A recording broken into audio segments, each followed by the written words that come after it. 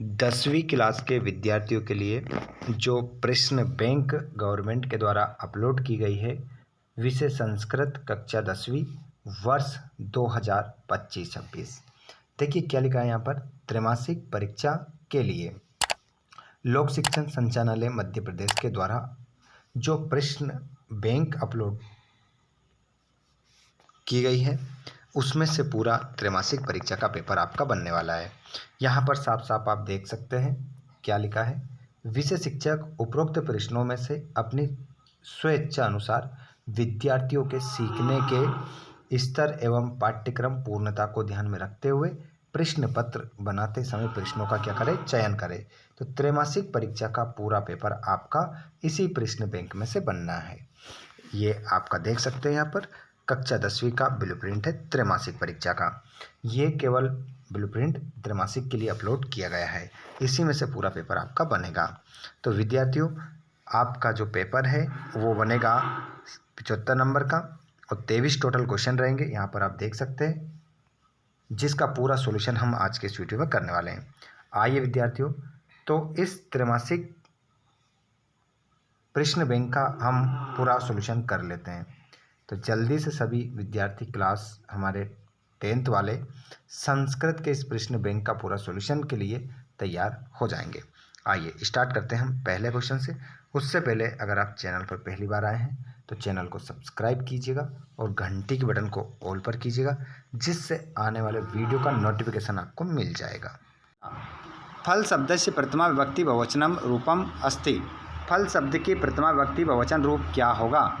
तो फल की जो विभक्ति है उसकी प्रथमा विभक्ति बहुवचन जो रूप बनेगा बच्चों, बन जाएगा फलानी। फलानी आपका सही उत्तर हो जाएगा। बालका शब्द से पंचमी विभक्ति रूपम अस्ति।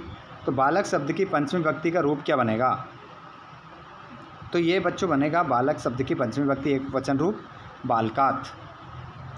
बालिका शब्द से चतुर्थी विभक्ति रूपम अस्ति। बालिका शब्द की चतुर्थी विभक्ति का रूप क्या है? तो इसमें है आपका बालिकाया। बालिकाए आपका आंसर इसमें होगा। राम शब्द से सप्तमी विभक्ति एक वचनम अस्ति। राम शब्द की सप्तमी विभक्ति एक वचन रूप क्या होगा? तो ये आपका हो जाएगा रामे। रामे आपका आंसर हो जाएगा। नेक्स्ट क्वेश्चन की ओर हम बढ़ते हैं और अगला क्वेश्चन है अधोलिखितेषु अव्ययम अस्ति। आगे जो पद लिखे गए उनमें से कौन सा अव्यय है? रामः, मोहना, सर्वत्र, बालका। तो यहाँ पर आपका करेक्ट आंसर हो जाएगा सर्वत्र। सर्वत्र आपका आंसर हो जाएगा। अधोलिखितेषु अव्ययम नास्ति। इन 4 पदों में से कौन सा अव्यय नहीं है? तो इसमें आपका जो छात्र है वो अव्यय नहीं है। रामे इत्यत्र विभक्ति अस्ति। रामई में कौन सी विभक्ति है ये आपको बताना है। तो रामई में जो विभक्ति हो जाएगी वो तृतीया विभक्ति आपका आंसर हो जाएगा। बालकात् पदे विभक्ति अस्ति।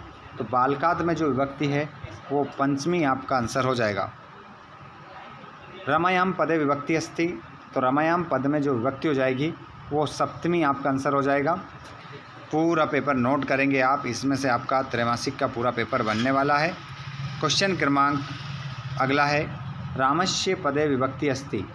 10वां क्वेश्चन है रामस्य पदे विभक्ति अस्ति। तो इसमें जो विभक्ति हो जाएगी वो षष्ठी एक वचन हो जाएगा। विभक्ति और वचन दोनों बताना है। तो षष्ठी एक वचन।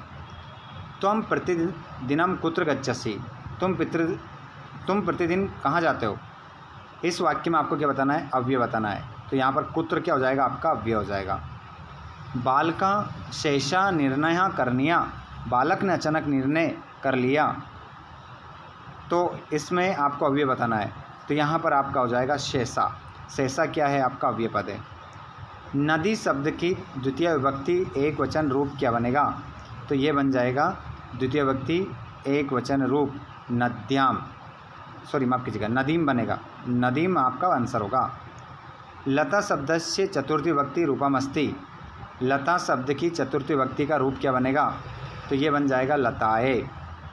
और मुनि शब्द की प्रथमा विभक्ति रूप है मुनिया, मुने, मुनि, मुने। तो यहाँ पर कह रहा है प्रथमा विभक्ति मुनि शब्द की प्रथमा विभक्ति। तो यहाँ पर आपका हो जाएगा, ये आपका आंसर हो जाएगा। माफ़ कीजिएगा, द्वितीय है। प्रथमा विभक्ति रूपम अस्ति। प्रथमा विभक्ति रूपम अस्ति। तो यहाँ पर मुनिया होगा, है ना, क्योंकि ये बहुवचन है, लेकिन विभक्ति इसमें प्रथमा है ना, और बाकी इसमें नहीं है। आगे हम चलते हैं नेक्स्ट क्वेश्चन की ओर। आगे क्वेश्चन है आपका अधोलिखितेषु स्त्रीलिंग शब्द रूपम नास्ति। इनमें से कौन सा ऐसा शब्द है जो स्त्रीलिंग नहीं है? तो देखिए, रमा, लता, बालिका स्त्रीलिंग है, राम पुल्लिंग है, तो आंसर हमारा राम हो जाएगा। नेक्स्ट क्वेश्चन की ओर हम बढ़ते हैं, उसके बाद मैं आपको खालिस्तान बताऊंगा, पूरा पेपर बताऊंगा। जितने भी विभक्ति से संबंधित क्वेश्चन है, अव्यय से संबंधित क्वेश्चन है, इन्हीं क्वेश्चन में से आपका बनेगा। ठीक है, 15 क्वेश्चन बता रहा हूँ, टोटल 15-18, इनमें से आपके 6 ऑब्जेक्टिव बनेंगे। अधोलिखितेषु अव्ययपदम नास्ति। आगे जो पद लिखे गए उनमें से कौन सा अव्यय नहीं है? शनै शनै है, शे है, सर्वत्र है, सहसा है। अव्यय नहीं, अव्यय पदम नहीं है। तो देखिए यहाँ पर अव्यय पद नहीं है, तो यहाँ पर सारे ही अव्यय पद हैं, लेकिन यहाँ पर हम क्या लगा देंगे? शे लगा देंगे। ठीक है, जब सारे ही अव्यय पद हैं, शे का मतलब भी 7 होता है, और सारे अव्यय हैं। यहाँ पर एक भी क्वेश्चन आपका सही नहीं है। शनै शनै अव्यय है, शे भी अव्यय है, सर्वत्र अव्यय है, सहसा भी अव्यय है, तो यहाँ पर हमारा सभी आंसर लगभग अव्यय में है ना। फिर भी मैं आपको बता रहा हूँ, ठीक है, इसमें कोई आंसर नहीं है आपका सही। अधोलिखितेषु अव्ययम अस्ति। तो यहाँ पर जो अव्यय है वो हो जाएगा आपका अत्र। उसके बाद में रिक्त स्थान की पूर्ति करेंगे। यहाँ पर द्विगु समास का उदाहरण है, तो द्विगु समास का जो उदाहरण हो जाएगा वो त्रिभुवनम हो जाएगा। द्वंद्व समास का उदाहरण जो हो जाएगा वो क्या हो जाएगा? द्वंद्व समास का उदाहरण हो जाएगा वो हरिहरो। तत्पुरुष समास का उदाहरण बताना है, राजपुरुष। सूर्योदय पद संधि अस्ति, गुण संधि है। बहुरी समास का उदाहरण बताना है, पीताम्बर हो जाएगा। अव्ययभाव समास का उदाहरण बताना है, यथाशक्ति हो जाएगा। कर्मधारय समास का उदाहरण बताना है, नीलोत्पलम। पार्वती परमेश्वरो पदे समास अस्ति, द्वंद्व। तत्पुरुष समास हो जाएगा, तत्पुरुष हो जाएगा।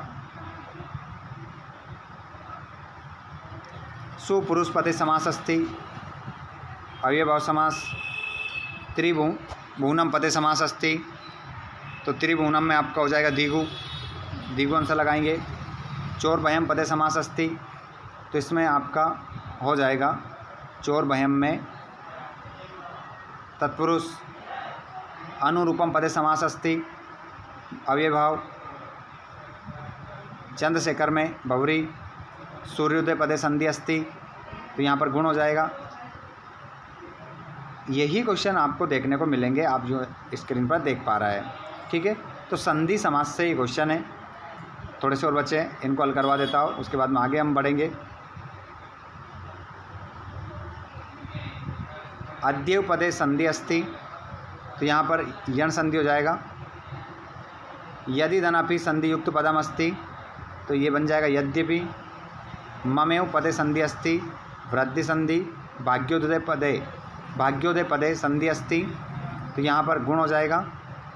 और भानुधन उदय बन जाएगा भानुदय। नमस्कार पदे संधि अस्ति, तो यहाँ पर विसर्ग संधि।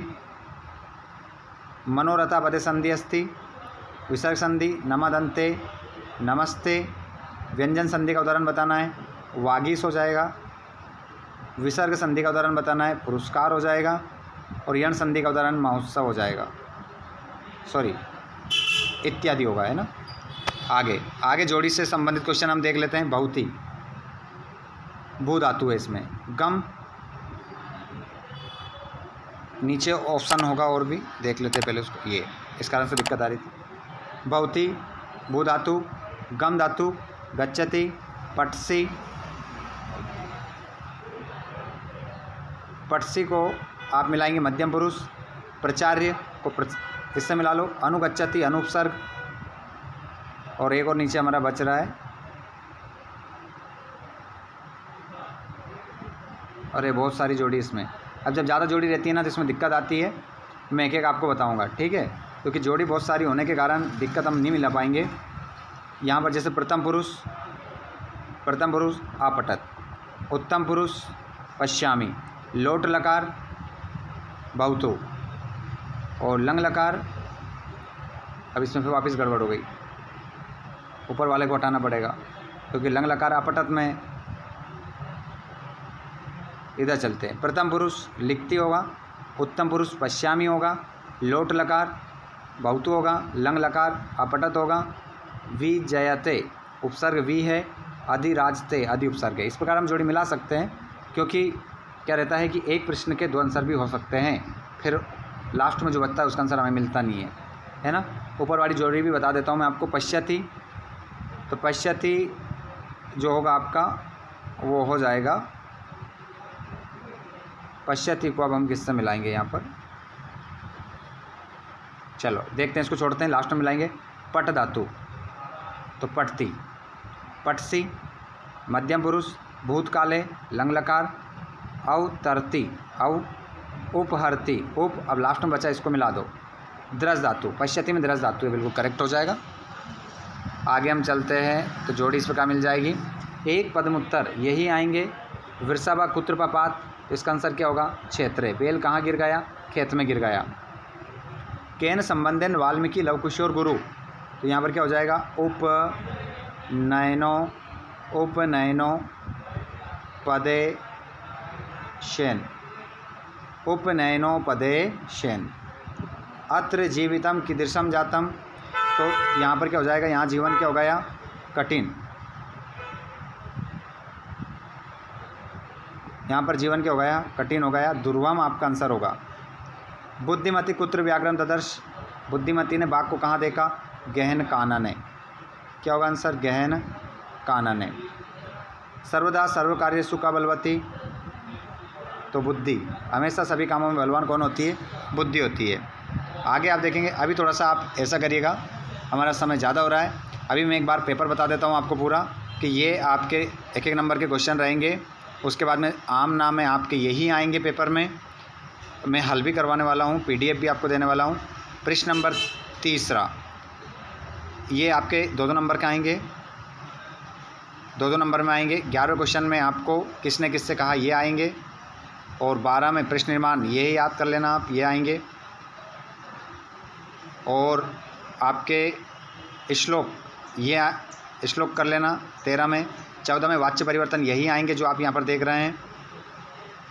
और आपके अशुद्ध वाक्यों को शुद्ध करना यही आएंगे, मैं करवाने वाला हूँ सभी आपको।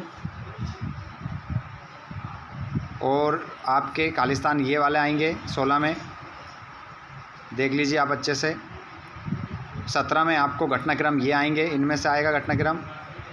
और ये अपठित गद्यांश पद्यांश रहेगा, जो कि मैं आपको क्या करवाने वाला हूँ, हल करवाने वाला हूँ अच्छे से। ये पूरा क्वेश्चन पेपर 19 से लेकर तो पूरा 23 तक पूरा देख लीजिए एक बार। इसका पूरा हल करवाने वाला हूँ मैं नेक्स्ट वीडियो में। तो जिन जिन बच्चों ने अभी तक चैनल को सब्सक्राइब नहीं किया है, पूरा पैराग्राफ यही आएगा। और यहाँ पर क्वेश्चन नंबर 22 में आपको क्या लिखना है, अवकाश का प्रार्थना पत्र लिखना है। और 23 में निबंध कौन कौन से याद करेंगे आप, संस्कृत भाषा का महत्व, महाकवि कालिदास, अस्मकम भारत देश और पर्यावरण, इनमें से आपका क्या आएगा, निबंध आ जाएगा।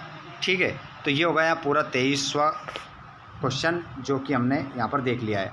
अब जितना इस वीडियो में मैंने हल करवा दिया वो तो ठीक है, लेकिन इसका आगे का जो है मैं आपको नेक्स्ट वीडियो में हल करवाने वाला हूँ। पूरा पेपर का सॉल्यूशन करवाएंगे हम, और जैसे ही पूरा पेपर आपका कंप्लीट हुआ, यूँ मान के चलिएगा कि बहुत अच्छे मार्क्स आप त्रैमासिक परीक्षा में लेकर आओगे।